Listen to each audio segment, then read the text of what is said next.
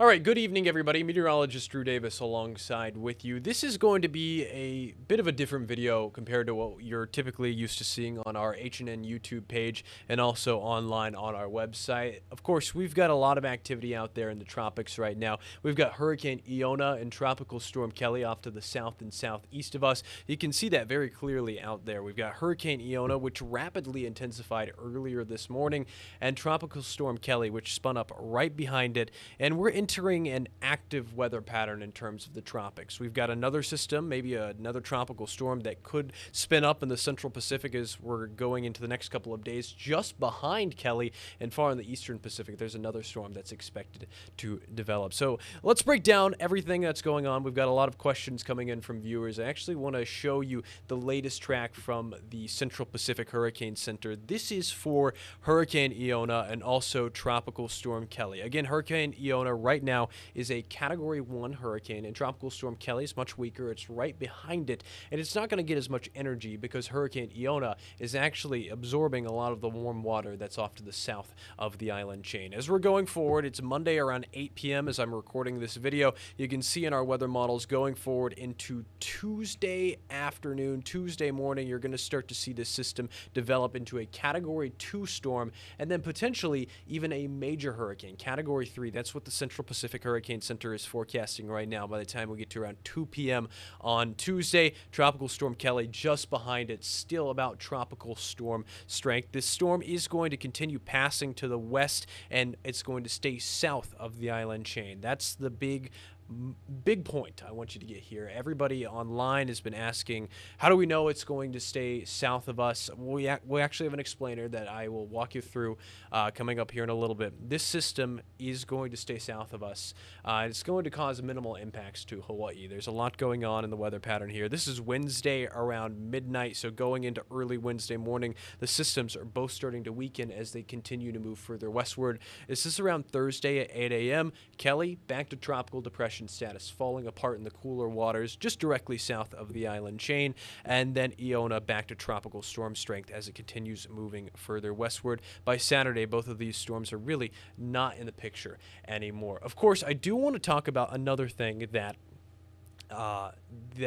we've been seeing a lot online. A storm that comes to mind when you think about storms here in Hawaii, of course, is 1992's Hurricane Iniki, which is a major hurricane that made landfall on Kauai, caused a lot of damage out there. And the question online is, why won't this storm or these storms turn northward like Iniki did in 1992? This is the path of Hurricane Iniki. You can see it just turns completely northward and slams directly into Kauai. Of course, it caused a lot of damage, but there's actually several reasons for why this is not going to happen with Iona and Keli. The short answer, with Iniki, there was development of low pressure north of the state. This is what we call a mid-latitude cyclone. It's typically the type of system that you think of with cold fronts.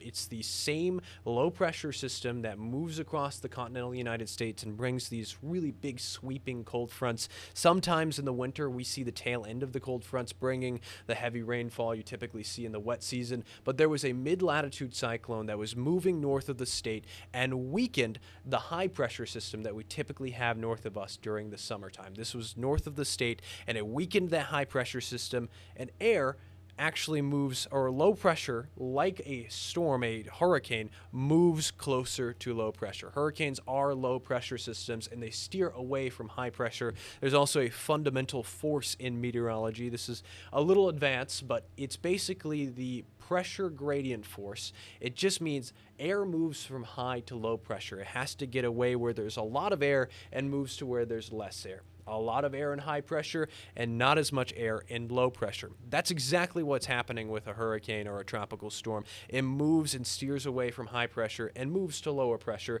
And that mid-latitude cyclone weakened the high pressure system to our north and allowed Iniki to move up northward directly into Kauai.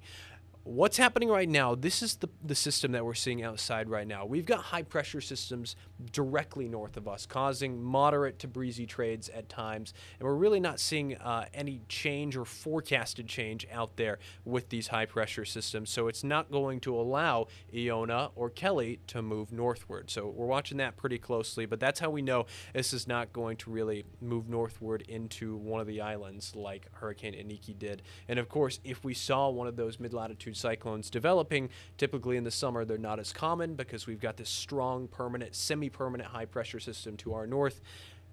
If we saw that weakening, that would be a cause of concern, but we're not seeing that in the weather models, and no weather models are really hinting at that happening right now. Another thing that we've been seeing online is, will this impact us like Hurricane Dora? And the short answer is no. The high pressure system in August of 2023 was unusually strong. It was causing strong wind gusts, and it would have caused strong wind gusts even if we didn't have Hurricane Dora to our south. Again, wind gusts got up to 80 miles per hour downwind of the West Maui Mountains, so we were seeing incredibly strong winds, which of course intensified the fires that we saw in Lahaina and across Maui and really across the state. We had fires popping up across each island. So the short answer here is no. High pressure and low pressure, they rotate counterclockwise, or high pressure rotates clockwise, and low pressure rotates counterclockwise. Going back to the pressure gradient force, when they're rotating closer to each other, they're closer together, these opposite rotations, they rotate together, and they basically, the simplest way to explain it is that the winds are going to get stronger. When you have high and low pressure closer together, the winds are getting stronger because these rotations are working together even though they're opposite. That's what happened in 2023, and Hurricane Dora passed south of the island, and it was a monster of a storm. It was a Category 4 hurricane about 500 miles south of the island chain, closer to this already monstrous high to the north of us, causing those wind gusts, those strong winds. And like I said, it would have caused strong winds even without the low pressure system to its south, which was Hurricane Dora. But the combination of these two strong systems, a strong high and a strong hurricane, a strong low to our south, caused that really strong wind pattern. So this is not the same. The high pressure that we have right now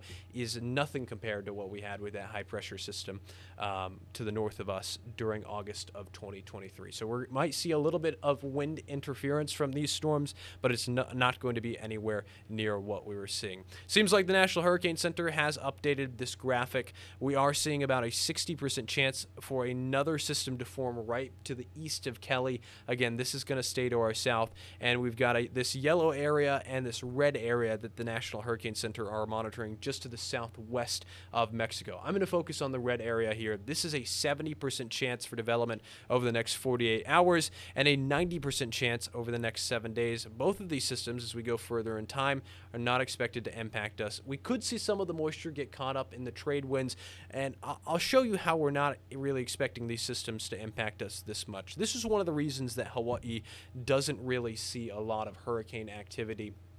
We have cooler waters in the Central Pacific, typically protecting the island chain. You'll even see Hurricane Iona and Keli moving into cooler waters to our south, and they'll fall apart. And then there's the system that could form just behind Keli. It starts to weaken, and then off to our northeast, that system that we were just taking a look at, that was in the red from the National Hurricane Center, is expected to move into those cooler waters and fall apart. Again, we could see some of the moisture get caught up in the trade winds as we're going forward. So if this system moves far enough north of the island chain, some of that moisture could move downwind closer to us, so we could see some moisture from that, but right now we're not expecting too much. Of course, that's really a breakdown of what we've been seeing over the past couple of days in terms of our tropical weather forecast. I wanted to answer some of those questions because, of course, hurricane season, it comes with a lot of emotions. It comes with a lot of questions. First and foremost, like, how is this going to evolve? Weather is still a very young science. Weather models still very new, very quickly evolving and quickly developing. So we're seeing them change. The biases are changing. The the development is changing. Even some weather models are starting to pick up the use of AI. So there's a lot that's happening here that we're having to decipher. So thank you for tuning in. We're going to keep an eye on the tropics, but right now I hope that answers some of your questions when it comes to how are we handling this forecast.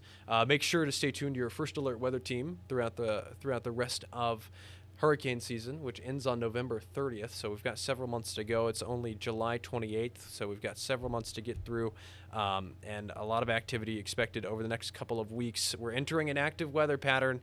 Make sure to stay tuned to the Hawaii News Now First Alert Weather Team. That's Guy Hagi, Jennifer Robbins, Billy V, Ben Gutierrez. You can follow us all online. And of course, I'm meteorologist Drew Davis for Hawaii News Now.